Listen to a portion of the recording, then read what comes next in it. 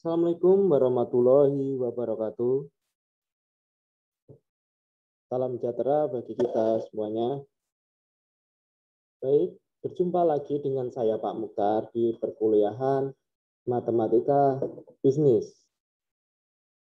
Untuk minggu ini kita sudah memasuki pertemuan ke-6, sehingga untuk materi hari ini yaitu masih ya penerapan fungsi pangkat 1.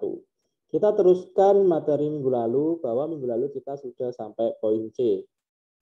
Oke, untuk hari ini kita akan mempelajari poin D, E, F, G, H. Oke, yang pertama adalah fungsi biaya dan penerimaan, terus fungsi analysis break-even point, fungsi konsumsi tabungan, fungsi utility, dan fungsi produksi. Oke, nanti cara penyampaian saya mungkin tidak urut dengan poin-poin ini, tapi kita akan pelajari poin-poin tersebut. Oke, kita langsung ke PPT saja ya. Oke, yang pertama adalah fungsi biaya. Fungsi biaya yang dikeluarkan oleh perusahaan dalam operasi bisnisnya ada dua macam, yaitu apa? Biaya tetap dan biaya variabel. Atau biasa kita sebut juga fixed cost sama variable cost. Oke. Di sini saya saya berikan dua fungsi. Yang warna kuning adalah fungsi C sama dengan K plus VG. Di mana K adalah FJ atau fixed cost, dan V adalah harian kurva dari si C, dan Q adalah kuantitinya, atau VQ merupakan adalah variabel cost-nya, gitu ya. Untuk fungsi yang kedua, oke, di sini ada tiga fungsi, nah saya lupa yang biru itu. Oke, yang fungsi kedua yaitu yang gambar merah ini, yang miring, itu adalah VC. VC yaitu variabel cost, itu sama dengan VQ-nya. Yang biru itu adalah VC sama dengan K, itu fixed cost. Kenapa dia mendatar? Karena dia berupa konstan. Apabila warna biru dan merah itu digabung, maka jadilah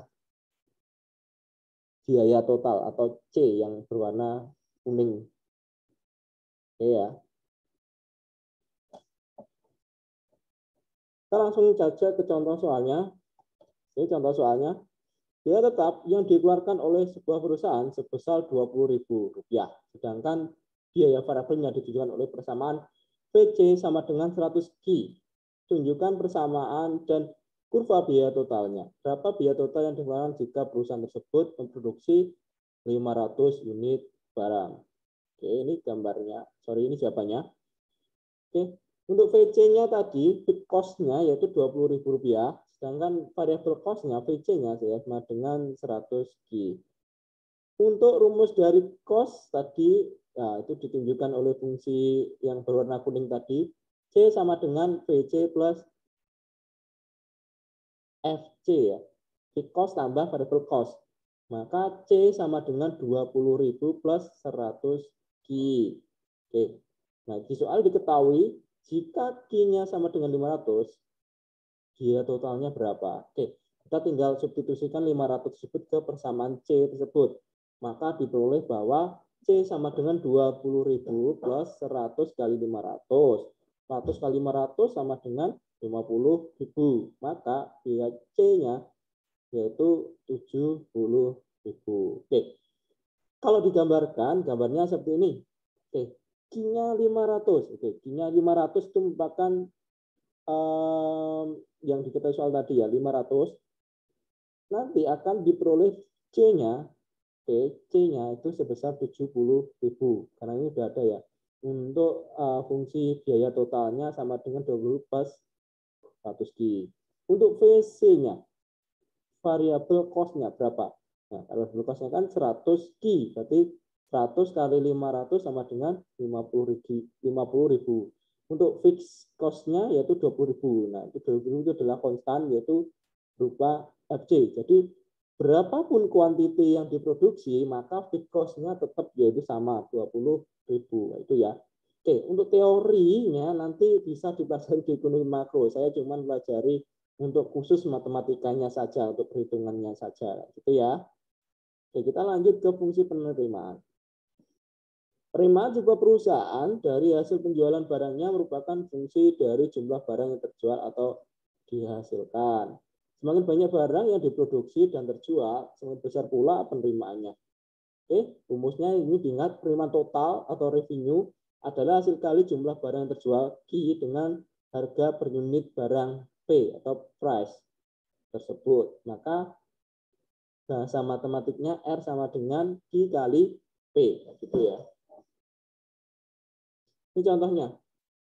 Harga jual sebuah produk yang dihasilkan oleh sebuah perusahaan yaitu Rp200 per unitnya. Tunjukkan persamaan dan kurva penerimaan total dari perusahaan ini. Berapa besar penerimaannya bila terjual barang sebanyak 305 unit. 350 unit ya. Oke, ini jawabannya. Tadi rumusnya R sama dengan Q kali P. Maka kita substitusikan P tadi 200 ya, maka R sama dengan Q kali 200 sama dengan 200 Q. Oke, itu adalah fungsi revenue kita 200 Q.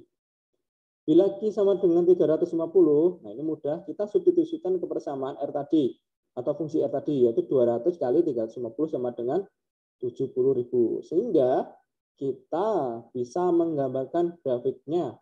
Oke. Q-nya 350. Nah, ketemu R revenue-nya itu 70.000. Sudah dihitung ini ya, ini fungsinya. Fungsinya berupa fungsi pangkat 1 bertanda positif, sehingga dia gambarnya akan naik ke atas. Oke, selanjutnya nih, analisis break-even point. Penerimaan dan biaya merupakan variabel yang penting untuk mengetahui kondisi bisnis suatu bisnis atau perusahaan. Dengan diketahuinya penerimaan total atau revenue yang diperoleh dan biaya total yang dikeluarkan atau cost C-nya ini, dapatlah dianalisis apakah perusahaan mengalami kerugian atau mendapat keuntungan. Nah, ini note-nya. Keuntungan akan didapat apabila revenue-nya lebih besar dari cost. Nah, kalau revenue dikurangi C-nya positif, maka dia dikatakan profit atau untung. Oke, atau dengan kata lain P itu untuk ukuran break-even point nanti lebih besar dari 0. Secara grafik hal ini terlihat pada area kurva R, terlihat di atas kurva C. Ya. Sebaliknya, nah ini ketika nanti R-nya kurang C atau revenue-nya dikurangi C itu minus atau P-nya kurang dari 0, maka perusahaan dikatakan rugi atau tidak profit. Oke ya.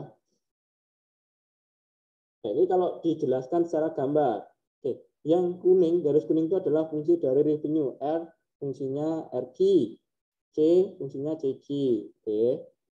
Nah, ini P lebih besar 10 itu area ketika perusahaan mengalami perusahaan itu profit ya, mengalami kondisi profit. Sedangkan P kurang dari 0 ini perusahaan mengalami masih rugi atau kerugian. Nah, TPP merupakan break even point atau break even point itu balik modal, istilah gampangannya kayak gitu. Di POID. Nah, itu ya bahasa Jawanya ya. Oke. TPP itu sama dengan ketika P sama dengan 0. Oke. Ini ada contoh soal. Andaikan biaya total yang dikeluarkan perusahaan ditunjukkan oleh persamaan C, P, persamaan biayanya, cost-nya 20.000 plus 100 Ki, dan penerimaan totalnya L sama dengan 200 Ki. Pada tingkat produksi berapa unit perusahaan ini berada dalam posisi break even point-nya. Oke. Apa yang terjadi jika yang produksi sebanyak 300 unit? Gambarkan. Oke, kita mau mencari berapa unit sih perusahaan ini bisa dikatakan dia itu balik modal mau berapa unit. Kita harus menghitung supaya nanti perusahaan itu tidak rugi dan tidak untung gitu ya. Terus ketika kita perusahaan itu memproduksi 300 unit, apakah dia untung atau rugi? Nah, kita hitung. Oke, ini jawabannya. Oke ya. Oke. Ketahui bahwa Pi rumusnya R min C. Oke. Syarat dari BEP atau break-even point atau pulang pokok Pi sama dengan 0. Sehingga ini R min C sama dengan 0. Ya. Revenue dikurang C sama dengan 0 berarti break-even point. Berarti kita tidak dapat apa? Perusahaan tidak dapat apa? Maka R sama dengan C itu adalah syarat dari break-even point. Oke. R tadi berapa di soal? Oke, R-nya adalah 200 Ki. Ini R ini 200 Ki, ini nggak kelihatan ya. 200 Ki sama dengan C. C-nya berapa? 20.000 plus 100 Ki. Oke, 20.000 plus 100 Ki. Maka diperoleh Ki sama dengan 200. Mudah ya. Oke. 200 Ki dikurangi 100 Ki sama dengan 100 Ki. 20.000 dibagi 100 sama dengan 200. Berarti Ki sama dengan 200. Kita substitusikan. Oke, pertanyaan pertama terjawab. Jadi perusahaan itu mengalami kondisi break-even point-nya, yaitu atau balik modalnya ketika perusahaan sudah produksi sebanyak 200 unit. Terjawablah pertanyaan yang pertama tadi. Oke, sekarang pertanyaan kedua. Ketika perusahaan tersebut memproduksi 300, gimana sih dia break-even point atau rugi? Oke, kalau di sini sudah kelihatan 200 pasti untung ya. Oke, kita hitung aja lagi, kita buktikan. Oke. R tadi fungsi revenue sama dengan di soal R sama dengan 200 Ki. Kita masukkan 200 kali 300 sama dengan 60.000. Oke, fungsi C-nya tadi, lihat lagi. C-nya 20.000 plus 100 Ki. Oke, 20.000 ditambah 100 kali 300 sama dengan 50.000. Sehingga ini yang 100 Ki sama 20 ini hapus ya, ini enggak kepakai, ini saya ketik. Oke, keuntungannya Pi sama dengan R min C sama dengan 60.000 dikurangi 50.000 sama dengan 10.000. Nah, jadi perusahaannya untung ya, untung 10.000. Oke, ini kalau digambarkan. Oke, kali gambarnya. Tadi keuntungannya ini di sini. Ini keuntungannya, selisihnya ini Pi-nya. Yaitu 60.000 kurang 50.000 sama dengan 10.000. Nah, ini untuk TPP-nya tadi, yaitu ini salah lagi, ini seharusnya 200. Dia akan balik modal, itu kayaknya bukan 100 ini. Oke ya, ini gambarnya nanti bisa disesuaikan sendiri. Ini yang 300 tadi. Oke ya, 300 dia revenue-nya sebesar 60.000. Ketika dia 300, si konsumsinya dia adalah 50.000 kayak gitu. Sehingga selisihnya yaitu 10.000. Ya, ini disesuaikan lagi kayak gitu. Itu ya, ini mudah cara gambarnya itu seperti tadi, tinggal digabung-gabungkan saja seperti itu. Oke, jadi pertanyaan kedua terjawab bahwa ketika perusahaan tersebut memproduksi Ki-nya sebanyak 300, maka perusahaan akan profit sebesar 10.000.